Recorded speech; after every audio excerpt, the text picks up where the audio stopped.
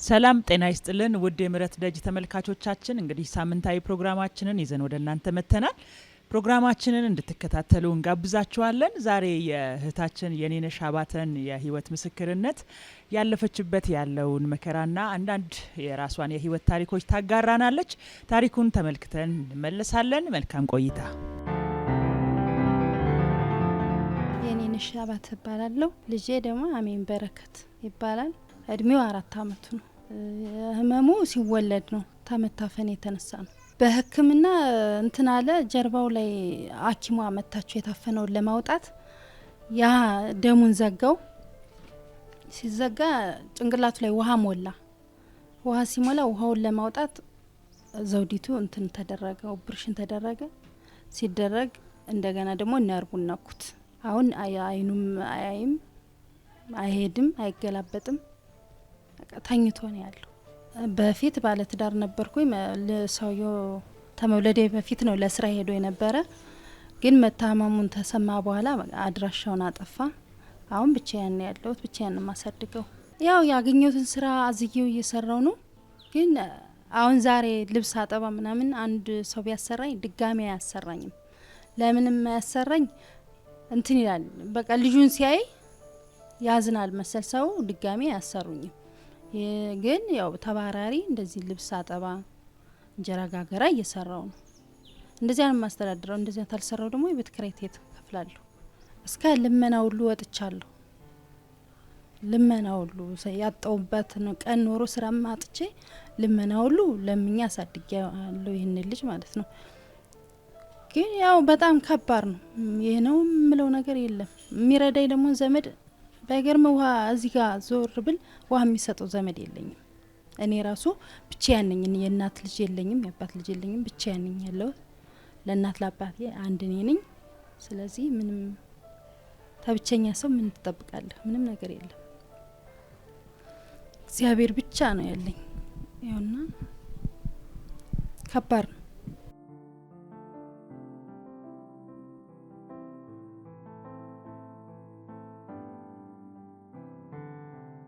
አባቱ ጭራሽ ታማሚ ልጅ እንደወለደ ልጅ ብሎ ነው 1-2 ቀን ለመታከሚያ ላክልኝ ያልኩ ስልኩን ተመዝጋቱ በፊት ደውል ነበር።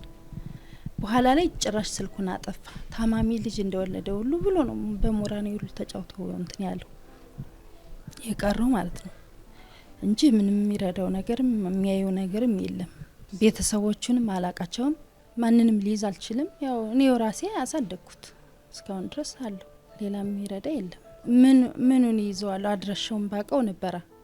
አድራሻውን ስለማላቀው የሚይዘው ነገርም ቋሚም እንትን ስራ ስለሌለው ተባራሪ ቀን ሰራተኛ ስለሆነ ምኑንም ሊይዘው አልችልም። ስለዚህ እኔው ራሴ ማሳደግ ነው ያለብኝ ማለት ነው። ልጅ የወለድኩትን የትም ልጥለውም አልችልም። ያው እግዚአብሔር የሰጠኝን በጸጋ መቀበል ነው። ወደ ምረት ደጅ የመጣሁት ሰላም በምትባል ዘውዲቱ እንደዚህ እንደኛ አይነት ችግርተኛ የምትመዘግብ አለች። በሷ አማካኝነት ነው የመጣሁት እና እኔ አላሰብኩም እንደዚህ እንዳለ አላወኩም።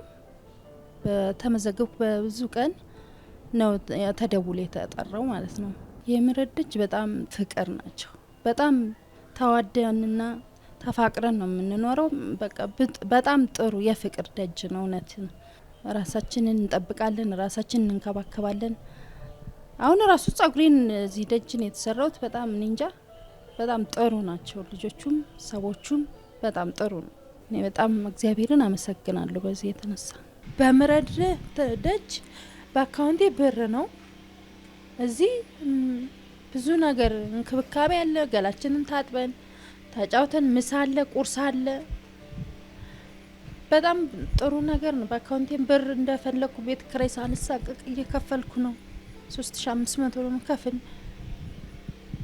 ስለዚህ በጣም ይህን ሁሉ የሚደረግ እንዲ በአሁን ሰዓት አንድ ቁርስ ምን ያህል እንደሚያወጣ እናውቃለን።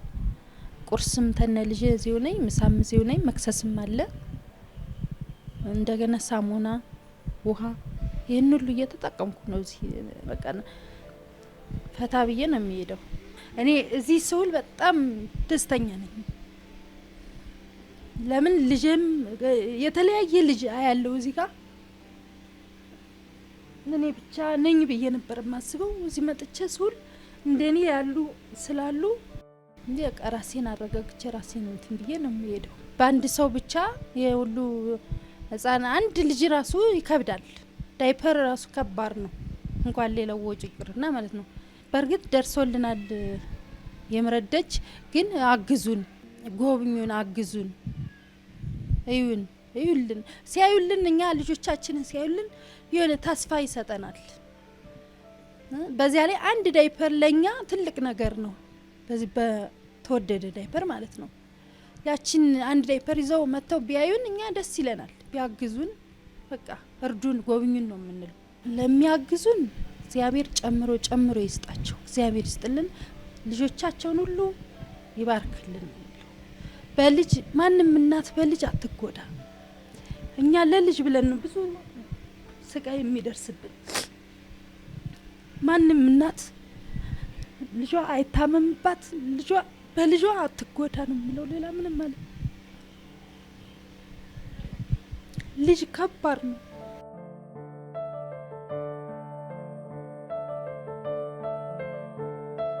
እኔም አመሰግናለሁ። እግዚአብሔር ይስጥልኝ።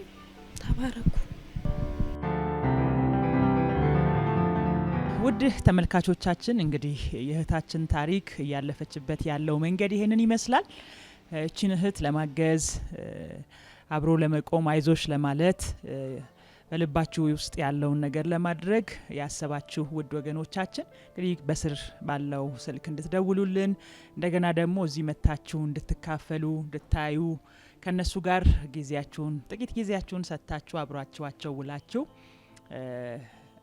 አንዳንድ የውስጥ ችግሮቻቸውን ብትጠይቋቸው ብዙ እንደሚያወራችሁ ተስፋ አድርጋለሁ። ካወራችሁ ይልቅ በአካል ሰው ሲያናግረን የውስጣችንን ስሜት ለመግለጽ ብዙ እንደማንቸገር ሁሉ እቺም እህት ከዚህም አሁን ከተናገረችው በባሰ ብዙ ሸክምን ተሸክማ የምትጓዝ እህት ናት። የመጀመሪያው ነገር እንግዲህ ሁላችሁም ይሄን ፕሮግራም ያያችሁ ሰዎች እንድትጸልዩላት፣ እግዚአብሔር እንዲያበረታት፣ ትከሻ እንዲሆናት፣ አቅሟን እግዚአብሔር እንዲጨምር እንድትጸልዩላት ጋብዛለሁ።